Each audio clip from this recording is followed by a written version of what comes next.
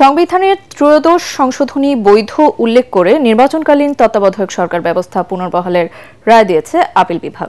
সকালে প্রধান বিচারপতি সৈয়দ রিফাত আহমেদের নেতৃত্বে ৭ বিচারপতির পূর্ণাঙ্গ বেঞ্চ এই রায় দেন।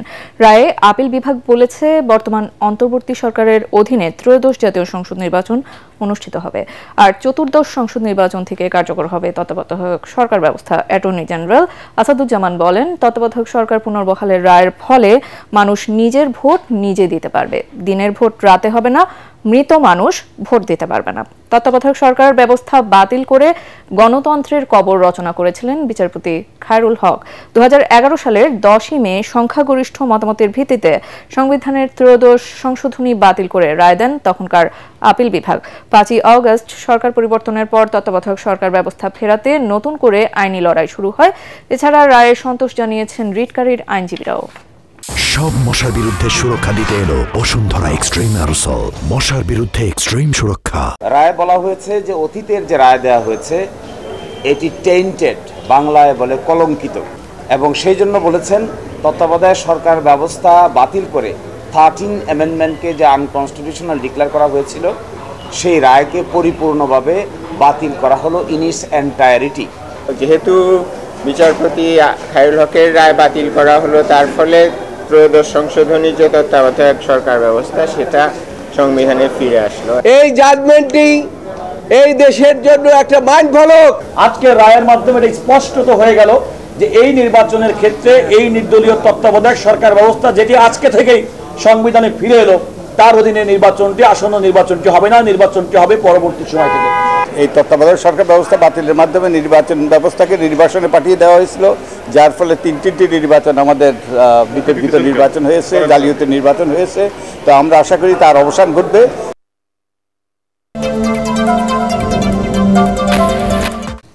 তত্ত্বাবধায়ক সরকার ব্যবস্থা পুনর্বহালের রায়ে দেশে গণতন্ত্রের নতুন দিগন্ত উন্মোচন হবে বলে মন্তব্য করেছেন বিএনপির স্থায়ী কমিটির সদস্য আমির খসরু মাহমুদ চৌধুরী। তিনি বলেন, এই রায়ের মাধ্যমে বিএনপির দীর্ঘদিনের আন্দোলন সফলতা পেল। এর ফলে ভবিষ্যতে নির্বাচন সুষ্ঠু ও নিরপেক্ষ হবে বলে তার আশা। সকালে ঢাকা বিশ্ববিদ্যালয়ের বটতলায় ফ্রি মেডিকেল ক্যাম্পের উদ্বোধন শেষে সাংবাদিকদের এসব কথা বলেন আমির খসরু। জাতীয় প্রেস ক্লাবে আরেক অনুষ্ঠানে তিনি বলেন, ভোট বানচালে সব ধরনের অপচেষ্টা চলছে। নির্বাচন না হওয়া পর্যন্ত দেশের অচলাবস্থার অবসান হবে না। অন্তর্বর্তী সরকারকে তত্ত্বাবধায়ক সরকারের ভূমিকায় কাজ করার আহ্বান জানান তিনি। তত্ত্বাবধায়ক সরকারের অনুপস্থিতিতে বাংলাদেশের মানুষকে যে ত্যাগ স্বীকার করতে হয়েছে, যে জীবনগুলো গিয়েছে, যে নির্বাচনগুলোকে কেড়ে নেওয়া হয়েছে, মানুষের ভোটাধিকার কেড়ে নেওয়া হয়েছে, তার মাধ্যমে যে অপশাসন, নিপীড়ন, নির্যাতনের রাজত্ব সৃষ্টি হয়েছে, তত্ত্বাবধায়ক সরকারের মাধ্যমে আমরা আশা করি সেটা আগামী নির্বাচনগুলোকে সুসংহত করবে। সুষ্ঠু নির্বাচন সম্ভব একটা কেয়ারটেকার সরকারের মাধ্যমে। এইখানে জাতীয় একটা ঐক্যমত আছে, সবচেয়ে ভালো কথা হচ্ছে সেই জায়গাটায় এই ঐক্যমতের মাধ্যমে আমি আগামী গণতন্ত্র বাংলাদেশে আমার মনে হয় একটা নতুন দিগন্তের দিকে আমরা যাচ্ছি। গুলির নির্দেশ আমার নয়, বাংলাদেশের আইনের। যারা ককটেল মেরে পুলিশের মনোবল ভেঙে দেওয়ার চেষ্টা করবে তাদের বিরুদ্ধে আইন প্রয়োগ করা হবে বলে সতর্ক করেছেন ডিএমপি কমিশনার শেখ মোহাম্মদ সাজ্জাদ আলী। রাজধানীতে সাইবার সাপোর্ট সেন্টার উদ্বোধন অনুষ্ঠানে তিনি একথা বলেন। আমার নিরপরাধ অফিসার রাস্তা দিয়ে থানার সামনে ছিল, আপনি নিরপরাধ মানুষটিকে এইভাবে ককটেল মেরে আহত করলেন। কোন ক্ষেত্রে পুলিশ ফায়ার ওপেন করতে পারবে এবং কতটুকু কি করতে পারবে এটা বলা আছে। এইটা আইন, এটা আমাদের নিজস্ব কোনো মতামত না, এইটা বাংলাদেশের এক্সিস্টিং আইন। এই আইনটা আমরা আমাদের সহকর্মীদেরকে জাস্ট স্মরণ করিয়ে দিয়েছি, তারা যেন ভীত সন্ত্রস্ত না হয়ে পড়ে, তারা যেন মনোবল না হারায়। প্রধান উপদেষ্টা ডক্টর মোহাম্মদ ইউনূসের সভাপতিত্বে অনুষ্ঠিত হলো উপদেষ্টা পরিষদের বৈঠক। তেজগাঁওয়ে প্রধান উপদেষ্টার কার্যালয়ে অনুষ্ঠিত বৈঠকে উপদেষ্টা পরিষদের সদস্য ও সরকারের ঊর্ধ্বতন কর্মকর্তারা উপস্থিত ছিলেন। বৈঠকে এজেন্ডাভুক্ত বিভিন্ন বিষয়ের পাশাপাশি দেশের চলমান নানা ইস্যু নিয়ে আলোচনা হয়।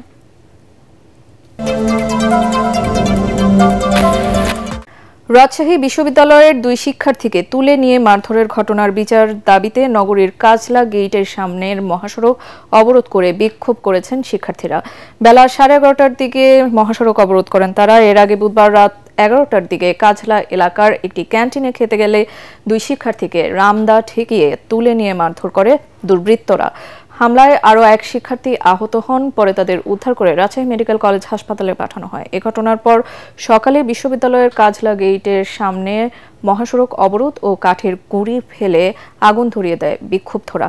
পরে পুলিশ গিয়ে পরিস্থিতি নিয়ন্ত্রণে আনে।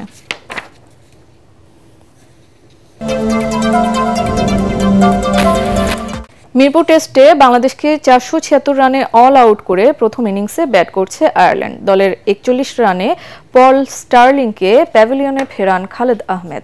অধিনায়ক বাল বার্নিকে ফেরান হাসান মুরাদ। শেষ খবর পাওয়া পর্যন্ত তাদের সংগ্রহ 4 উইকেটে 85 রান। এর আগের দিনের 4 উইকেটে 292 রান নিয়ে খেলতে নেমে নিজের 100তম টেস্টে সেঞ্চুরি তুলে নিয়ে ইতিহাস গড়েন মুশফিকুর রহিম।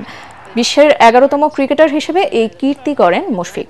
পরের বলেই লিটন দাস তুলে নেন ক্যারিয়ারের 20তম 50। নিজের 100তম টেস্টে মুশফিকুর রহিম 106 রান করে সাজঘরে ফেরেন। মুশফিকের মাইল ফলকের ম্যাচে 158 বলে 5ম টেস্ট সেঞ্চুরি তুলে নেন লিটন দাস। 128 রানে আউট হন লিটন। এবারই প্রথম, চতুর্থ, পঞ্চম ও ষষ্ঠ উইকেটে 100 রানের জুটি গড়ে বাংলাদেশ। টেস্ট ইতিহাসে এমন ঘটনা ঘটেছে মাত্র 3বার। এছাড়া তৃতীয়বার এক ইনিংসে 3টি 100 রানের জুটি গড়ে বাংলাদেশ। শেষ পর্যন্ত মিরপুর টেস্টের প্রথম ইনিংসে 476 রানের গুটিয়ে যায় Bangladesh. Irish spinner McBrine 151 run তুলে নেন 6 উইকেটে।